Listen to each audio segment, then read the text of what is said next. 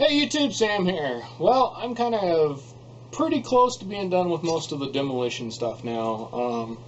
I still got a little bit more to do, but I figured I'd kind of go through and show you some tools that if you're going to be knocking out walls or pulling out stuff, ripping things apart, it's a good place to start with some just basic tools. Hopefully you enjoy this. These videos I'm doing for tool things. I plan on doing a few more of these type things, and it's more for people who are kind of starting out, younger ones, or ones that just have never done it before. So obviously there's lots of opinions on what you should and shouldn't have, or shouldn't do, and all those kind of things. And these are just things that I do personally that might help a young one or one that's new at it figure out some things they can get. And most of these things are fairly simple and inexpensive for the most part tools. And behind me is kind of the wet area for our basement. It's going to be kind of going to have a sink, kind of a kitchen-esque type thing without all the cooking stuff. But anyway, and I'm cleaning this out now so I can start working in here. Unfortunately, the more I get done, the harder it is to find a place to put all my stuff down here. So what it is, I'm going through kind of a lot of things that I'm maybe not going to need as much and getting it out of here and that kind of thing. So as I come by them, I'll just kind of show them to you and maybe give you reasons why, or just if they're obvious, I probably will just tell you should get it.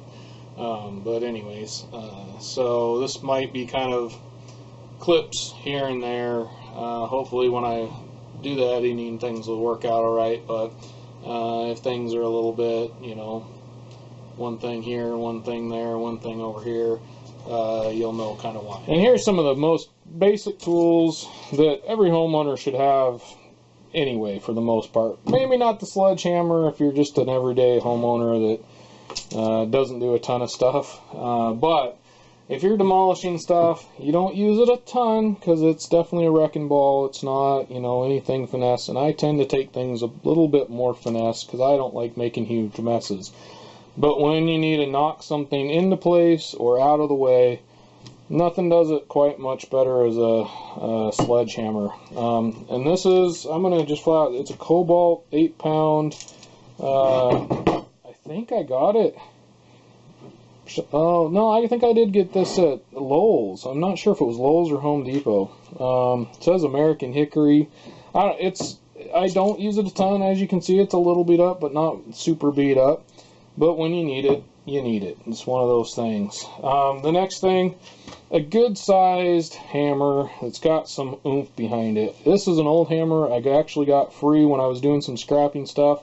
And the guy just wanted stuff out of his garage, and I grabbed this, and the handle was a little beat up, but on my handles I always use electrical tape here and duct tape up here for when I miss. And it's just how I've always done it. I'm comfortable with it. Do it how you want to do it. But a ball peen hammer as well. The ball peen, you use that for quite a few things, surprisingly. And then obviously just a good size claw hammer for both knocking things and prying on things. And then an assortment of pry bars. Every single one of these pry bars I got for free at a garage sale, scrapping yet again.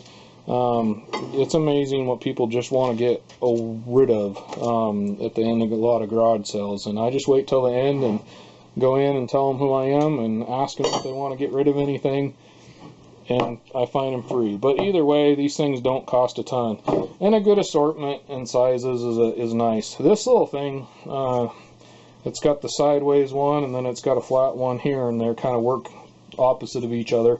You'd be surprised how often you use something like that. And I got another pry bar I use a lot more for different things, so I'll show you that later on. Why the side cutters, here's the ultimate reason why. I went through, this is a door sill here, I went through and just cut that out with my Sawzall. Well, I got this little nail now sticking out of here. There's no real other way of getting these little nails out other than a good pair of side cutters. And that way, especially when it's old house like this and they use nails are huge, you can get those out of there. You won't accidentally come by and cut yourself. I got to put a wall across here, so I'll be able to butt my wood right against this. Have no problems. It's just a good tool to have. I showed you some pry bars, but I didn't have this one on me at the time. It was somewhere else. I probably use this almost more than most of the other pry bars I use. It works well for a lot of different things that you need it for. Something else I do, and I've showed this in other videos, I actually kind of wrap this in so I have more of a good grip on it. You can choose to do that or not. Every now and then it gets in the way if you really need to go up, but I rarely have to go any further than that to do things. Another thing for pulling nails, it works really well. It has this here, and it also has this where you put the nail in through the large hole here and bring it down, and you can get a lot of things pulled with that, as well as this one here. So this definitely is a high check mark on the list of things you should get as a homeowner / if you're doing any kind of demo, in my opinion. Something I already showed is this hammer here, but what I didn't say during that part is that this is a metal shank hammer.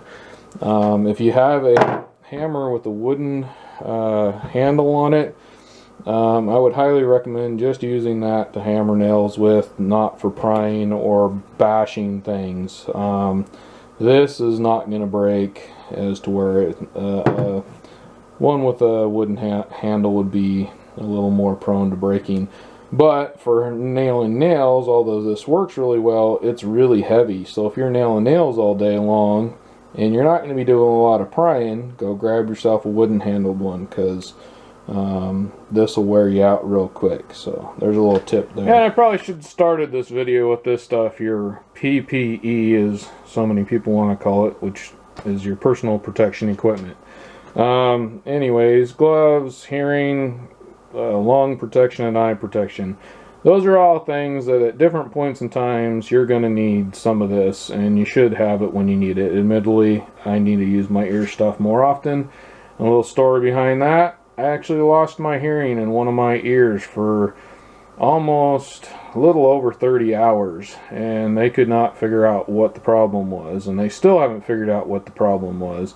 And I do have kind of okay hearing for as much pounding as I've done and abuse that I've given them. They're still in okay shape according to the tests once I got my hearing back, but you just never know. It is something that I admittedly don't use enough. And eye protection, I've had metal slivers, wood slivers, all of the above, everything in my eyes, because I don't use those enough. Admittedly, in my older age, I've learned to use these things more. But as a young person, you always think you're invincible until you're not. Now we start getting into things that are actually going to cost you a little bit of money.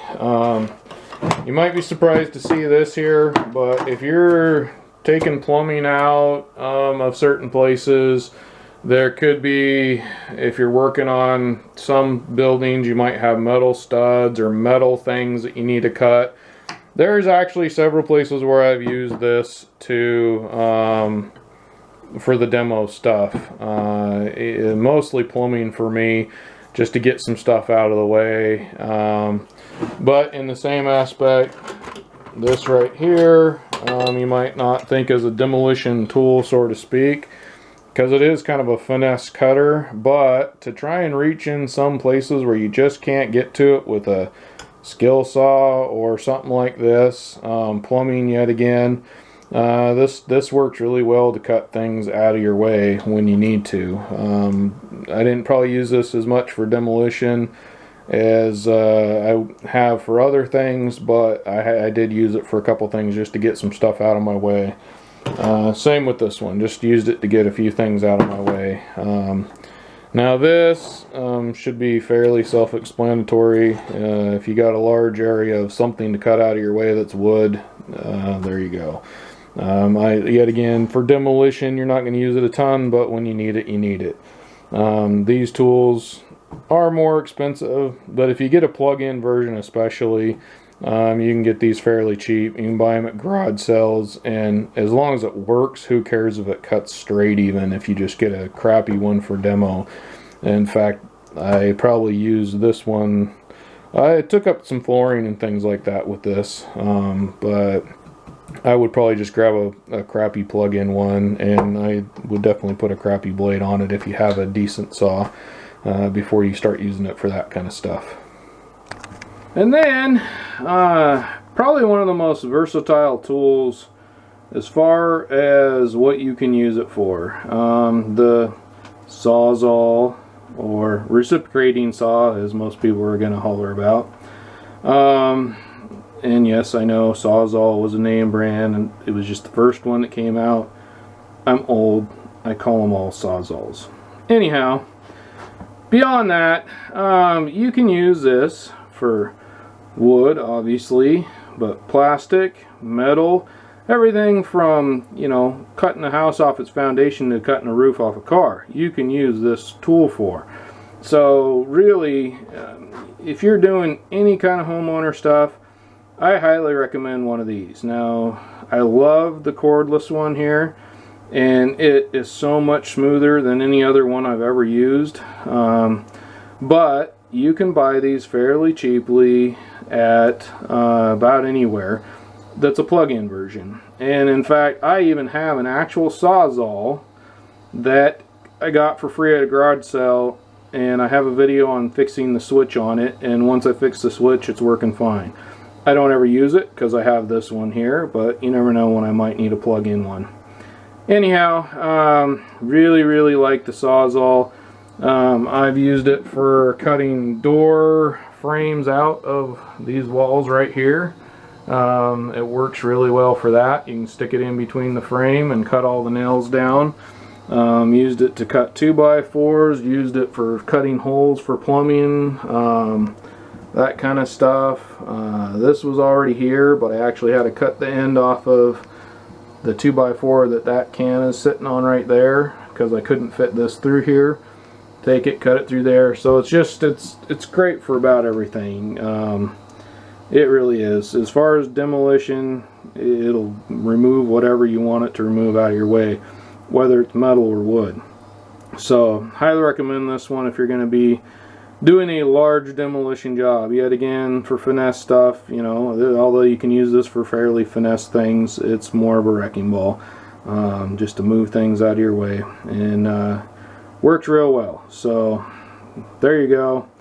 I'm thinking right now that this is the end of this video. Now, I know there's a lot more things involved with tools and things. This was just for pretty much demolition stuff and the things I've used. Now, I know there's other things out there, and probably even things that I've used and forgot. If I don't put this video up in time, there may be more, but for now, I think I'm going to call that it, because I think I ended on a good note here, because this thing will do just about everything. But anyhow, if you can think of things I missed or absolutely don't agree with some of the things I put in here, go ahead and leave a comment below. I want to see some comments.